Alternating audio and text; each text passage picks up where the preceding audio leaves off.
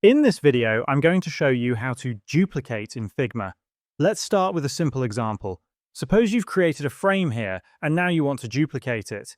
The easiest and quickest way to duplicate anything in Figma is to hold the Alt key on your keyboard, then click and drag the item anywhere on your screen. This action will create a duplicate of the item. If you want to create multiple duplicates while maintaining a sequence, you can use the shortcut Ctrl+D. Pressing this combination repeatedly will generate duplicates in the same sequence.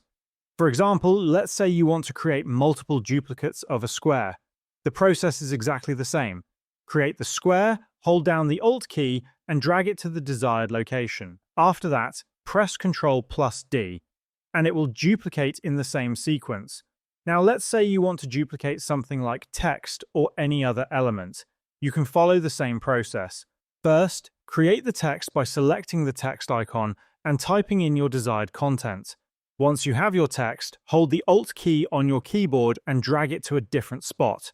Similarly, pressing Ctrl and D repeatedly will create multiple duplicates in the same sequence. Alternatively, you can copy and paste the item. To copy, press Ctrl and C together, move to the location where you want to paste it, and press Ctrl and V to paste the item.